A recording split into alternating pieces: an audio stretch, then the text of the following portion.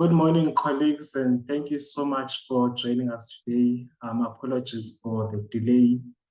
We were still sorting out a few things. Am I audible enough? Can you just confirm if you can hear my voice? Anyone? Yes, I can hear you. Thank you so much. We are so happy to have you joining us today. Your participation to this event is very, very important to the success of this gathering, and we appreciate your commitment to the professional development. Just a quick reminder, you are reminded to keep your microphones and cameras muted during the presentation. If you would like to speak, kindly raise your hand and feel free to utilize the chat box for questions and comments. So ensure that we can accurately allocate your continuing professional development points, CPDs, for your participation. We kindly ask you to rename yourself correctly. You can put your name and surname or your initial and surname. As you may know, October is a Cybersecurity Awareness Month, a time dedicated to emphasizing the importance of cybersecurity across different sectors in South Africa. And in South Africa, where our libraries serve as essential community hubs and places of social cohesion, the role we play in safeguarding information is more important than ever. Our libraries not only provide access to information, but also serve as a safe spaces for learning and engagement. As members of LIASA, we understand the unique challenges we face in our digital environment, from protecting patrons' data to ensuring the security of digital resources. It is of pivotal importance that we come together as people working in libraries, librarians, and information custodians to share the best practices and strategies. Protecting data is not a joke unless you are one of those librarians like myself who still uses LIASA 123 as their password in most of their profiles. If you are, don't worry, we are here to level up our cybersecurity game today. And today's webinar aims to equip us with tools and insights needed to enhance cybersecurity in our libraries, ensuring that we can in effective and safe manner. Now, it is my pleasure to introduce to you our speaker, Dr. Ndakasharwa Muchaonyerwa. I call her Dr. Ndaga for my own safety. She will provide us with valuable perspectives in an overview of the latest trends and risk facing libraries and insight into effective measures for safeguarding digital assets. Dr. Ndaga is a senior lecturer in the Department of Library. She holds PhD from the University of KwaZulu-Natal, conferred in 2016, and master's conferred in 2010, honors and bachelor's degree conferred in 2008-2009 in the library and information sciences. All from the University of Fort Hare. She has published numerous articles and book chapters in her field of research interest, that is LIS education, knowledge management, information communication technologies, archives, and record management. Ladies and gentlemen, non-binaries, please join me in welcoming Dr. Ndaga.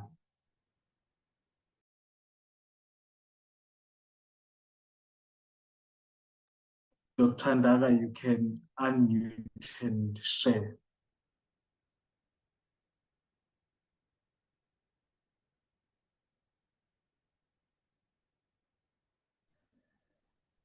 Can you hear me, colleagues? Yes, hello. We can hear. Well, thank you, Mr. Afele. Thank you for this opportunity. I feel honored to be part of this webinar on cybersecurity on this day.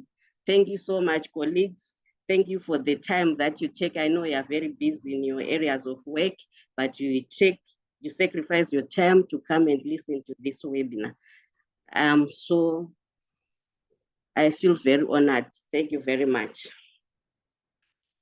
So as Mr. Afele has said, I'm going to look on the cybersecurity. Sorry.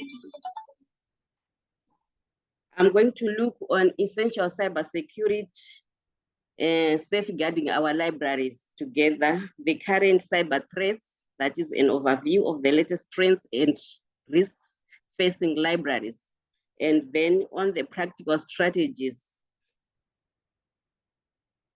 into effective measures for safeguarding our digital assets. Sorry, let me keep my phone on silent. It's very busy. And the focus areas here are the cybersecurity in libraries as targets for cybersecurity, and the current threats, practical strategies and measures, information security, and the information security tools. Sorry, Doc, to interrupt. Yes. Are you sharing your screen, or can you Yes, please I am. share your screen? We cannot see your screen from our side. Oh, you cannot see my screen. Okay. Sorry, I thought I'm sharing. Yes. Can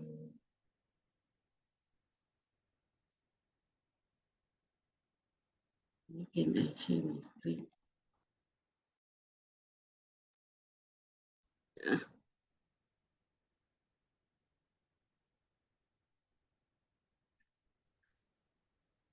Can you see it, colleagues? Okay, share. No, we cannot. Just click on stop sharing and then start again. Okay, it's loading.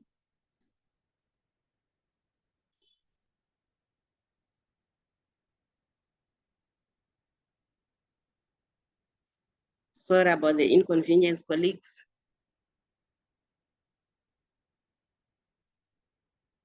I don't know why it's taking time.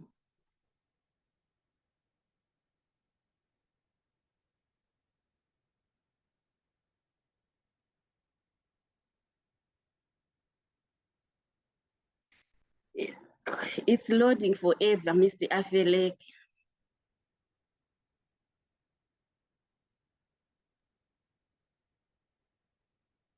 Okay, I think we can continue. Then when it is done, it will load, I assume. And we will also it's send just the saying slides loading, to loading. the participants.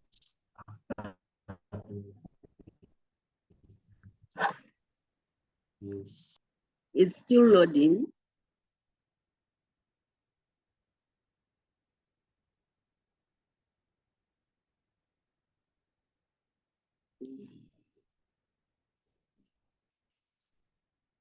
Yeah.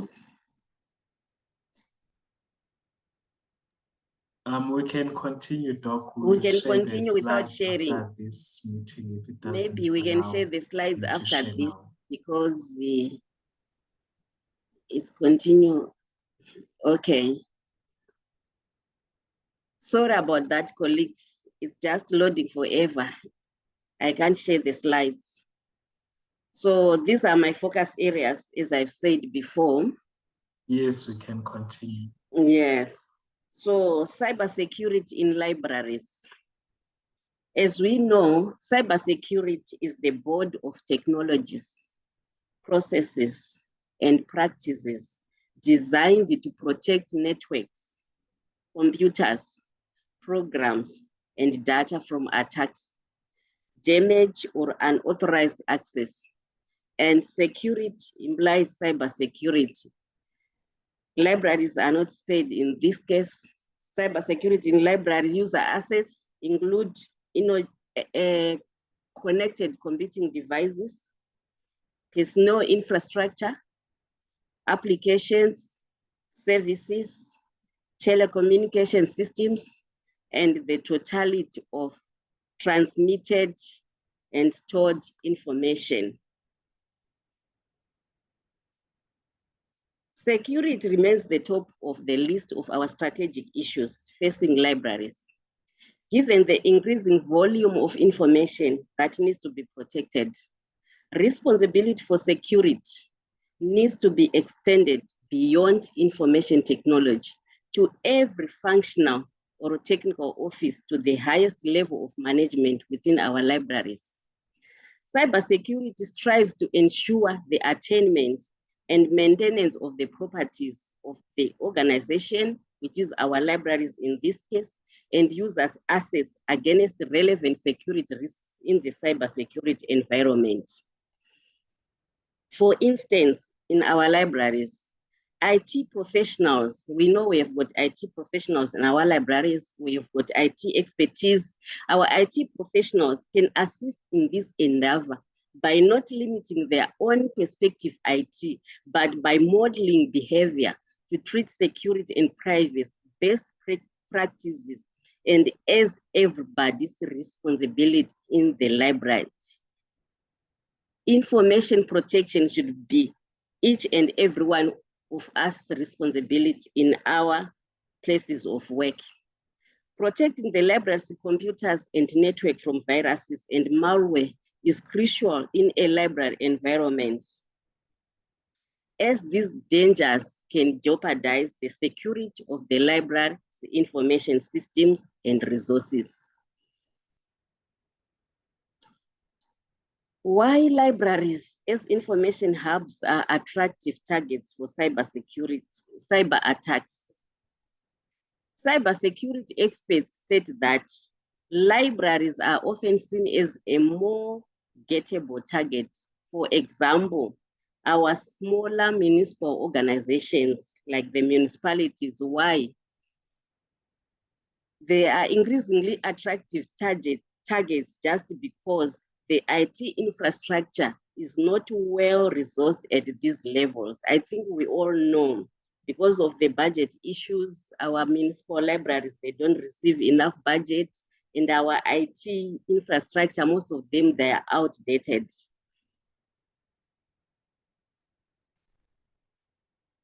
And also financial implications. In such attacks, criminals infect an organization or library's computer network with malware that cripples the system. The criminals then ask for money to restore the system, and there are financial implications in this. It is often paid with a threat to post personal or sensitive information on the dark web.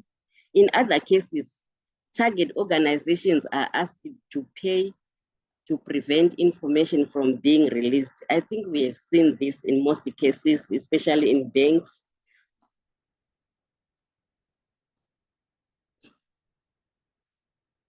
South Africa, like many other countries, it faces various cybersecurity threats that are increasingly affecting individual, business, and public institutions. And here are some of the relatable cybersecurity threats in South Africa. For example, people create and send ransomware to business networks for various reasons. Some could be cyber criminals looking to weaken your system and access data, while others could be jealous competitors. Ransomware attacks can have significant impacts on business networks.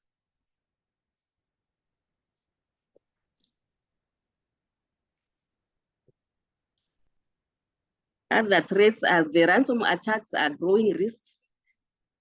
Ransomware has edged in South Africa, where cyber criminals encrypt a victim's file and demand payment in exchange for the decryption key. For example, the library system are logged and a ransom is paid, disrupting the library services. The notable case, for example, in 2020, the city of Johannesburg suffered a ransom attack, forcing officials to shut down several systems, including those handling billing and utilities. Attackers demanded a ransom in this way. So it also have, these ransom attacks comes with financial implications, especially in our information centers and our organizations. Another cyber attack is the phishing attacks prevalence. Phishing remains one of the most common forms of cyber attacks in South Africa, where attackers trick individuals into providing sensitive information, such as login credentials or financial details through decryptive emails or messages. For example, I can take an example of banks here. I think this is common in banks and financial institutions in South Africa, which often targeted individuals in receiving fraudulent emails that mimic legitimate institutions. And in this case, librarians and information centers, information specialists, they are not spared in this. It targets librarians and patrons to steal sensitive information through deceptive emails or messages. Digital fraud is one of the cyber threats. South Africa is a rise in sophisticated online banking fraud, where attackers exploit vulnerabilities in banking apps, mobile transaction, and online accounts to steal money, SIM swapping. This form of fraud has become particularly common in South Africa, where criminals trick mobile services providers into swapping a victim's SIM card. This allows them to intercept OTPs. I think we all know this. And once we are affected about this, one way or another, I think 1 out of 3 or 1 out of 5 we've been victims of these attacks, this fraud. It affects us, it affects our performance, at work, it affects our delivery of services. So we need to be very careful in all these things. And the internal threats, inside attacks pose a danger to organizations that handle sensitive data, and libraries are not spared in this case. These threats happen when someone who has warranted access to your networks uses that privilege to expose sensitive data. Insider threats can happen through negligence or selfish motives. The reality is internal threats can lead to information leaks and affect the organization or your library's reputation. Many South African organizations face insider threats where employees, contractors, or partners with access to sensitive information intentionally or unintentionally compromise security. Are responsible for data leaks either by negligence or deliberate actions, including personal information being exposed through a breach. I think I'm audible, colleagues. Can you hear me? Yes, you are audible, Doc. Okay, thank you, because I can see my internet is saying something here. Continuation data breaches, frequent occurrences, for example. South Africa has seen a rise in data breaches across various sectors, including the healthcare, finance, and government. Sensitive data such as ID numbers, credit information, and personal addresses are commonly targeted. A notable case again in 2020 in the banking sector, we have seen that a division of the South African Post Office experienced a security breach that compromised millions of South Africans' personal data, causing massive disruptions. And in libraries, if this kind of a thing happened, we could see that it erodes patrons' trust in the library. Patrons may no longer have trust in you librarians, in you information specialists. And it compromised the library's reputation. Fail to comply with the data protection and regulations can have legal consequences for the library. And malware and viruses is another threat that is commonly attacking in the cybersecurity environment. We see that malware are introduced via shared public computers or unsecured networks.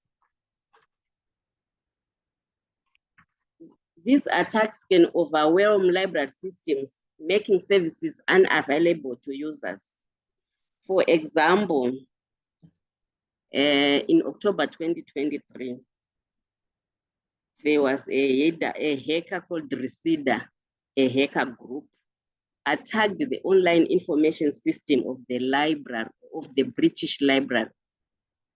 They demanded a ransom of 20 Bitcoin.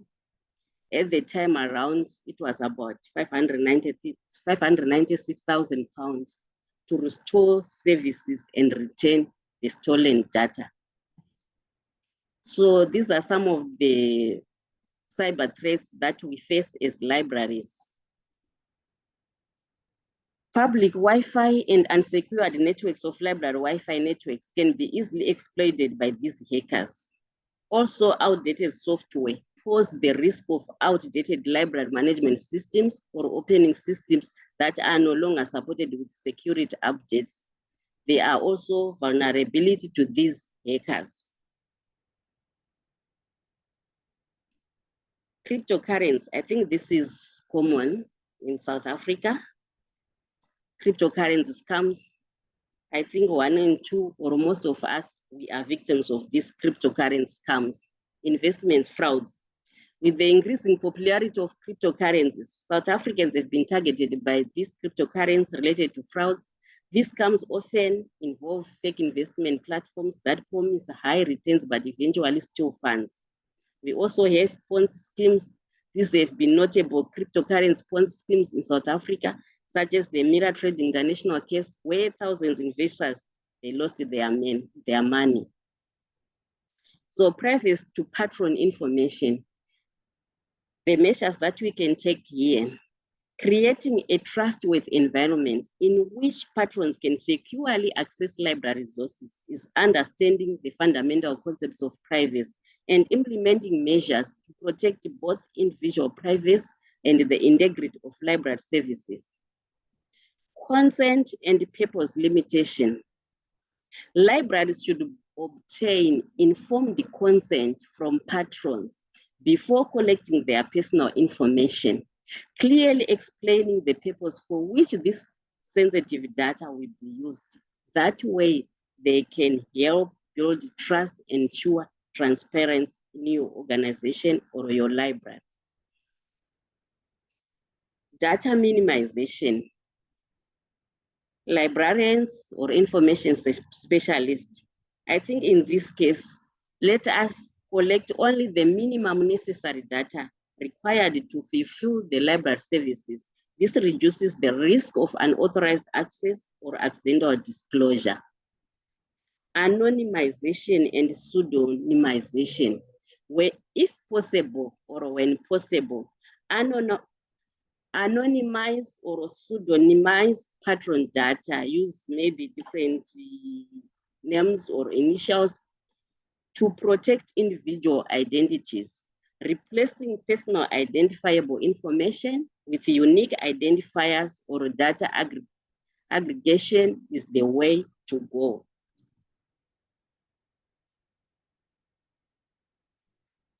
Also, utilize antivirus programs. Keep software updated and refrain from opening suspicious emails or downloading files from unfamiliar sources.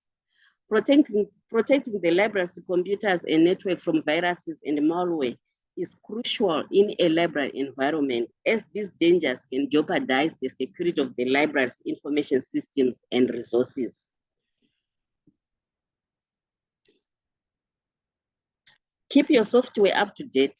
Whenever a software vendor determines that a security flaw has been found in their software, please don't take this for granted. They will release an update to the software that you can download to fix the problem. Turn on automatic updating on your computer to automate these processes. Install antivirus software and keep it up to date. There are many good antivirus software packages on the market today, including even the free ones. Why libraries need to prioritize safeguarding patron information? Protecting patron privacy is a fundamental principle and one of the core values of the library profession, according to the American Library Association, the ALA.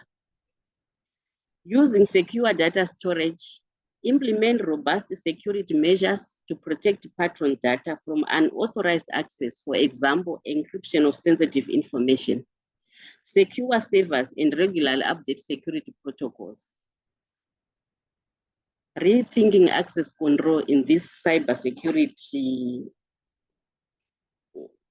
cyber threats, in this world that we are living, full of these cyber threats, we need to rethink the access controls. That is, limit access patron data to authorized personnel only. Further, implementing restrict authentication measures, like using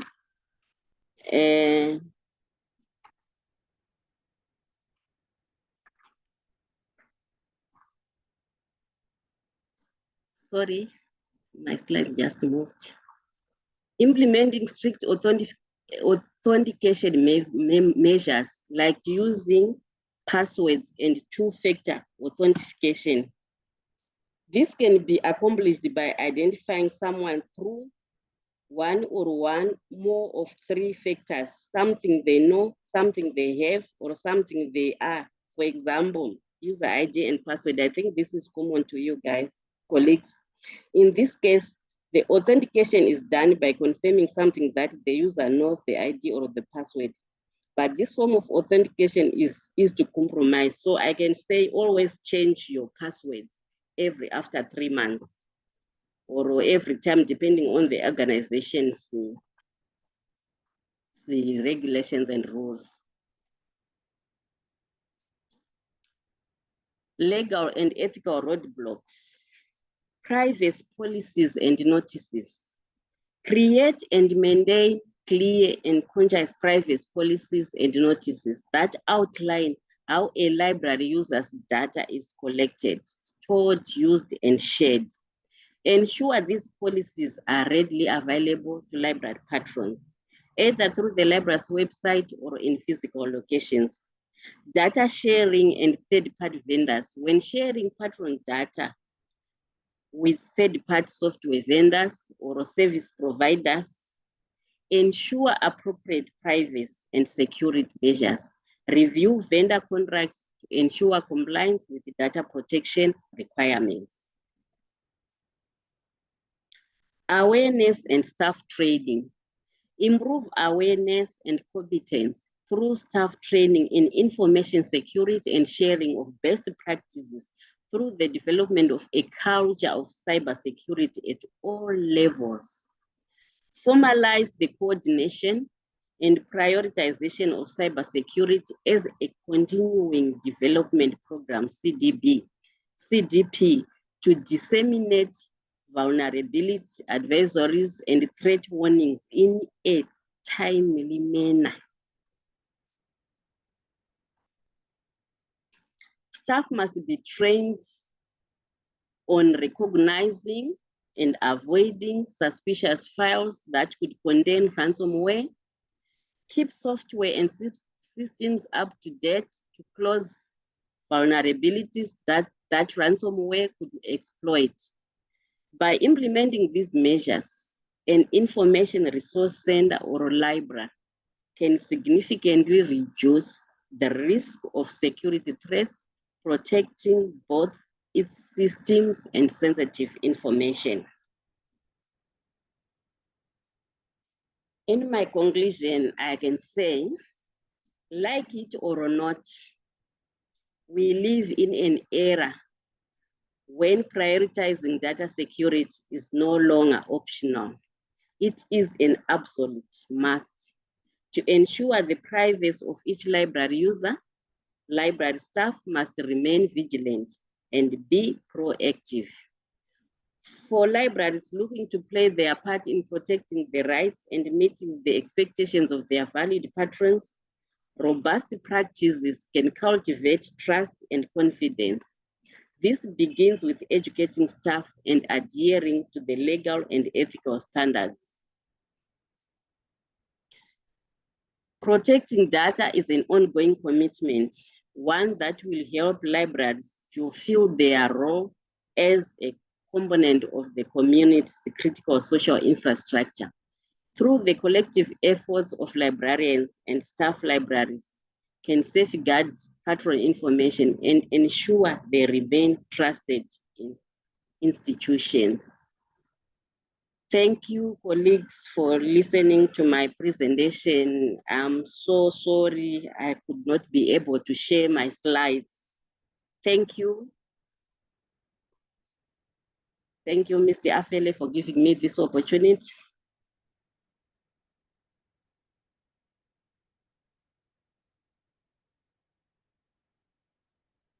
Hello. Thank you, Doc. Before we move to the second part of this webinar, I'm not sure if we do have questions, any questions and comments before we move to the second part. You can just raise your hand or unmute and speak.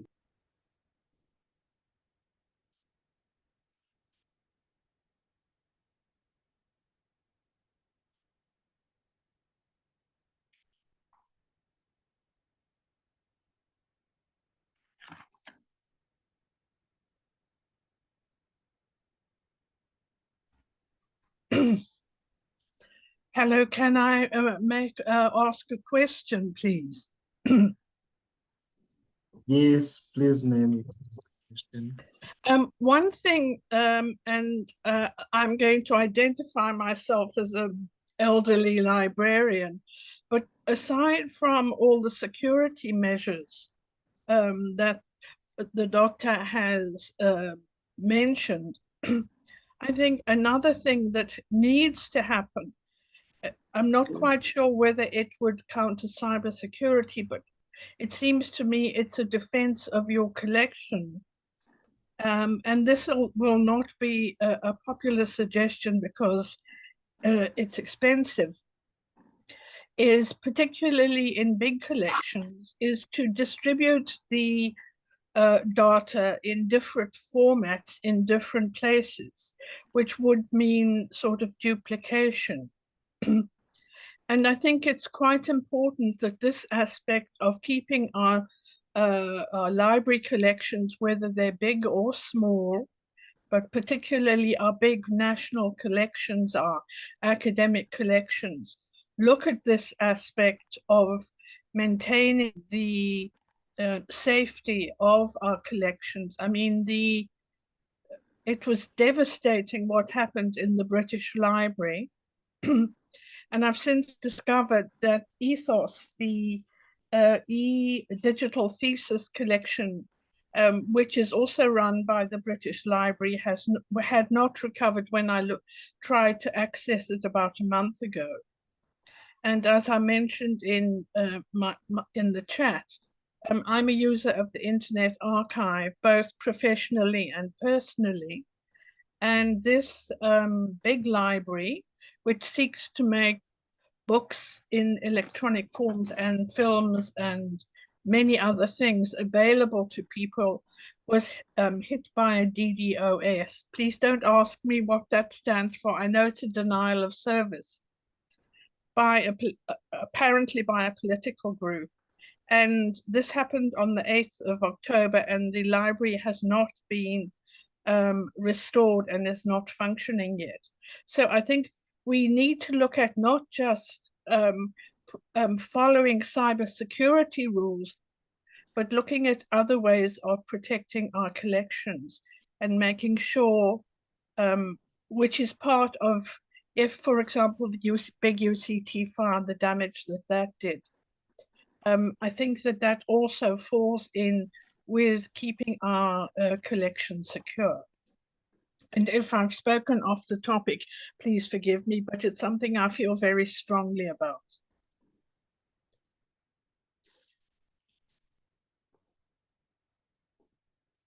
Thank you very much for that suggestion. I think it's a very good suggestion that we should keep our, we need to have different formats where we can keep our information, taking into consideration the increase in these cyber threats. I think libraries should take this suggestion and put this into consideration. Yes, it might be expensive that we are now living into the fourth industrial revolution, but we need backups in different formats. I take this suggestion. I think it's a very good suggestion. Thank you, ma'am. Thank you very much, ma'am, and thank you very much, colleagues. I'm not sure if there is anything or anyone with any question or comments. Just a So comment. Okay. Yesterday in one of the open access event, I asked a question that actually I made a comment that AI will enhance the delivery of SDGs in libraries, but also we were looking at what measures do libraries need to take to make sure that they deal with digital threats. And I think this webinar covered a lot of things that we need to be mindful of as librarian in terms of digital threats. And it's becoming more difficult because previously it was easy to identify an email that is can be a hack in a way because you see a spelling error there and there. But now we can't see it because these AI tools they write those emails in a way like genuine, like it's coming from a genuine organization. So all these tips that we got today, I think we all need to take it to be mindful of and implement for our own sake in libraries. Thank you for a very informative presentation. Thank you very much. Yes, Doc. Thank you very much. And also to add on to that, to my own organization, because of these hackers, I think the institution, what they have done is we can easily identify the outside emails. So before you even open it, you can see that this email is coming from outside, not within the institution. Then you have to look at it, whether you can open it or not. For example, I think last week in my case, I received a phishing email that was saying, I think it was the names of my dean and a wrong email, and then saying, where are you? I didn't respond to that email because I just seen that was a phishing email. So we need to take in consideration all those things. How can we take measures to identify these outside emails from our organization? Thank you, Doc. I'm sure everyone can see our screen. So we have a little scenario there. It says your library is experiencing a cyber attack which resulted in a breach of patrons' data, in the entire library catalog.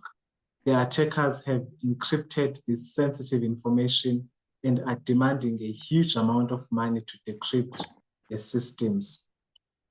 So now we are going to transition into group sessions where we'll focus on these three topics: the incident response, legal and ethical considerations, communication regarding the breach.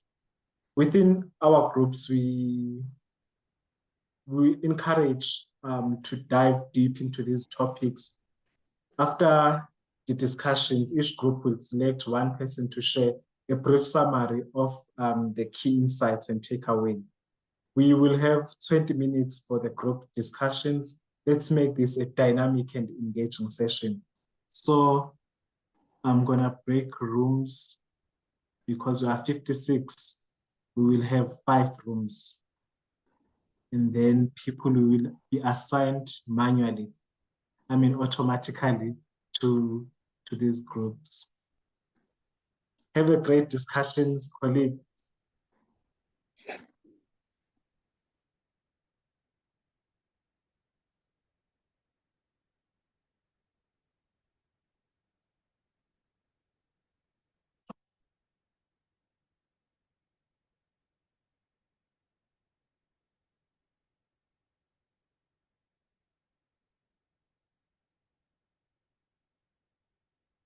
We are 7 in this group.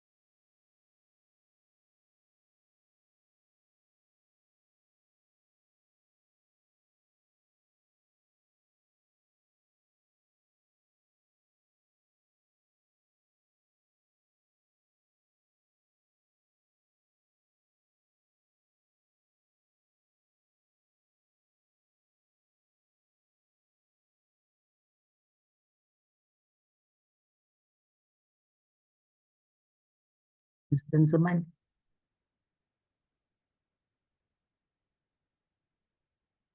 Hi, Stella. We will Yes. now Look. stop the sessions and then we'll go back to the main group for the main discussion. Okay, look, I wanna ask something. Like, I just received a call from my line manager, and they want me to join in another meeting. It is important. So I think with my colleagues, I think they are aware of. We did like went back to the what we have discussed. So one of maybe my team members, they can continue and do a report back on when everyone joins back, because now I have to leave.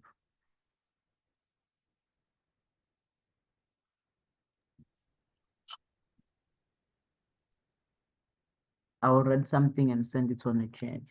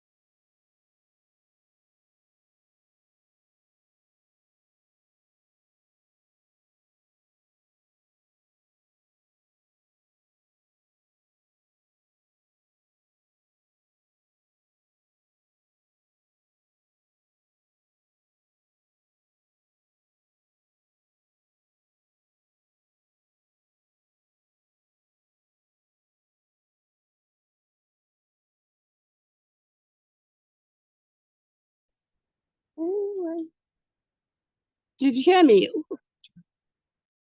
Good morning, colleagues. We are back in the main discussion now. Our 20 minutes have exhausted. Let's just wait for everyone to be back for a short, brief presentations from the groups.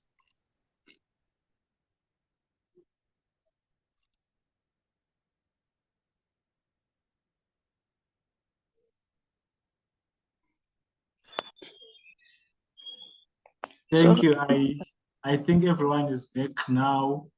I'm not sure if anyone would like to start. You can just tell us your group and then share brief key insights that you have, and then take away from your groups. Thank you.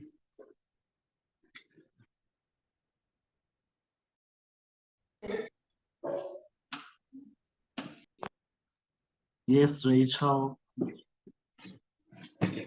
From our group, we focused on the initial response, how to contain the attack by immediately disconnecting the affected systems from the network, and also to shut down vulnerable services. And then also all stakeholders must be notified. That is from the library management or IT staff. And then what was also mentioned is that it's also important before all of this actually happens, it later came out that it's important to be proactive and to have processes already in place, what to do when a situation like this occurs. And then when the attack happens, then it's important also to assemble an incident response team, like your IT specialists, as mentioned or indicated, cybersecurity experts, your communication department in library management, of course. So it is also important to identify what type of information was compromised. And then the patron should also be alerted about this attack on the system. And then what else? Oh yeah, it's important to change all passwords and access credentials, and then to update software and patch all the vulnerabilities. What else was mentioned? I think that is all from our side. Maybe if somebody else in my team thinks that I left out something, then they can maybe also mention. Thank you, Rachel. That was group number. That was group number. Maybe I will. Can somebody please help me?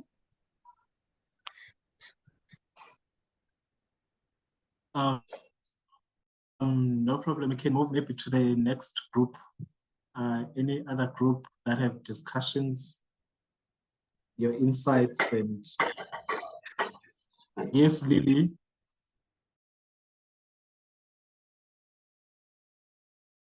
Oh no, I was with Rachel. I was in Rachel's group. Sorry, just button mistakes. Oh, okay. Someone notified me that it was group number 2 that just shared. I think it was group number 2. Group number 4. Do you have any insights to share with us? Anyone who was in group number 4, just key points briefly.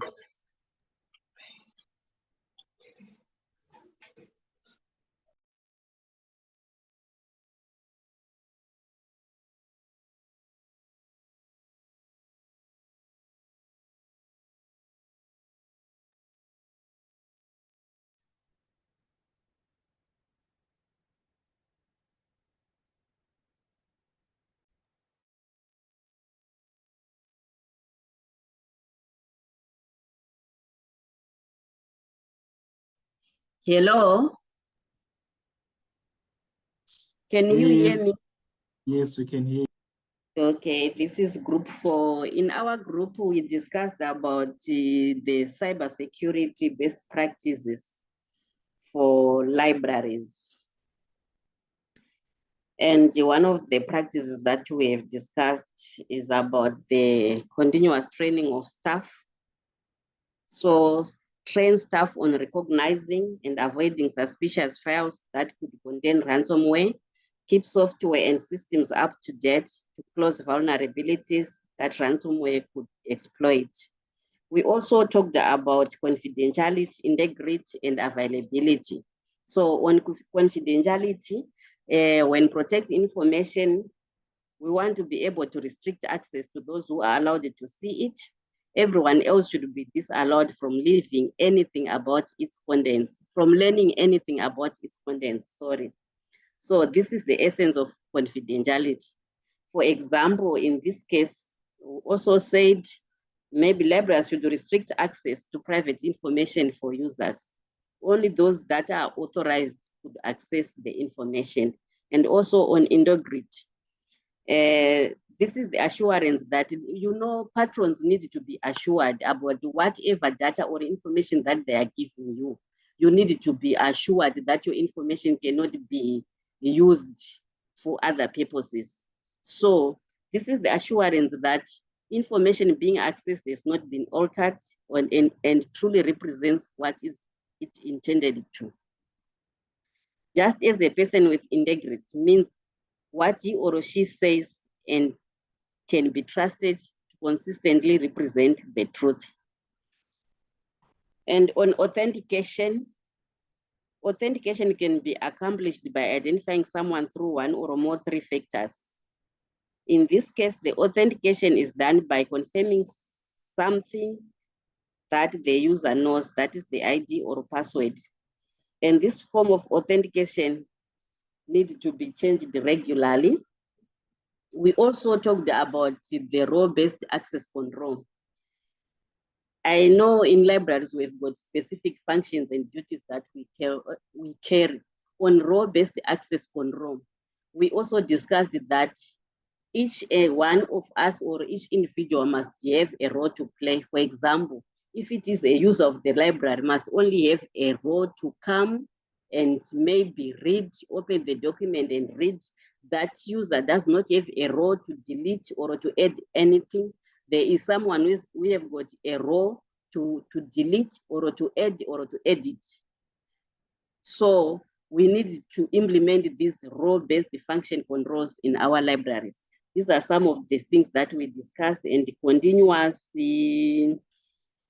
backup systems. We need to continually back up our systems and make sure that we also have updated antivirus softwares. Thank you so much. I'm not sure if there's anyone in the group who wants to add something that I've left from our discussion.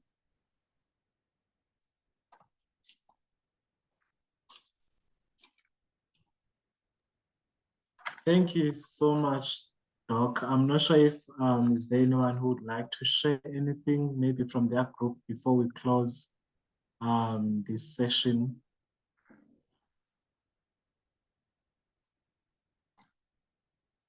Can I just add something? My group 5, where I talk too much, we sort of spoke about different experiences we'd had both personally and at work, where there had been security had been compromised. And I remember there's with the Internet Archive breach at the beginning of the month, I have a login account there, and there's a site called Have I Been Pawned? And they notified me that my Google email had been attacked, and I've put the URL of the site in the chat if anybody wants to use it. We didn't really get to talking about the ethical or other aspects, but we sort of, there were suggestions like, you know, in sort of emergency centers, people have, you know, questions that they ask or the steps that they're supposed to take. So I think that sort of little digested instructions could help people, because when there is an attack like this, the first thing is people panic, and that's when things are likely to go even more wrong. What you're looking for. Yeah, just have a look just at the desk down there. Right down there, there's a box there. There should be some. Okay, you can continue, ma'am. Devin, don't you want to say some more things? Because you had a very interesting example of the problem of one of your students, and I think it's important that you share it. I see Lindy Wells is here, and she might be able to help you or help your student. Well, yeah, yes. I had a student whose email account was basically hacked, and obviously, being from the university, he needed to get into his Mendeley, which was also hacked, as well as his other accounts with Elsevier. So he logged a call with the with Elsevier and still waiting for it to be sorted out. But they basically assumed that he had just generated multiple accounts, which he actually didn't do. So you know, the awareness of the vendors themselves with regard to hacking needs to actually be considered from their side as well, and not just assume that students are basically doing things for themselves. So that was my basic experience, and obviously, as Ms. Walter basically just mentioned, we spoke about well, we weren't sure of how much of time we had, and most of our focus, like everyone else, was basically on the incident response steps, about basically taking immediate action and switching off, and obviously consulting with your IT with regard to the issues, and then basically reporting it, and then probably following procedure to contain the issue that's in place. So that's where we actually stopped. Thank you. Thank you, Devon. Does anybody else in the group want to say anything?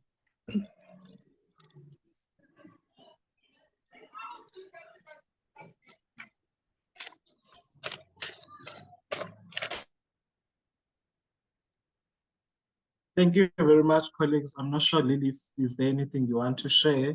I see your microphone is unmuted.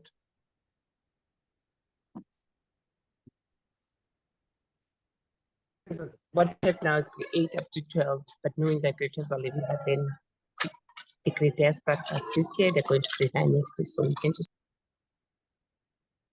Thank you so much, colleagues. We've come to an end of this webinar. Each of us has a role to play in this effort, and by sharing knowledge and collaborative, we can strengthen our library and potential threats. Thank you once again to our speaker, Dr. Ndaka, for your invaluable insight, and to all of you for your participation. Let's continue to work together in safeguarding our libraries and vital information they provide. Have a great day, and make sure that your firewalls are strong and your passwords are complex as ever before. Have a great day, colleagues. Thank you.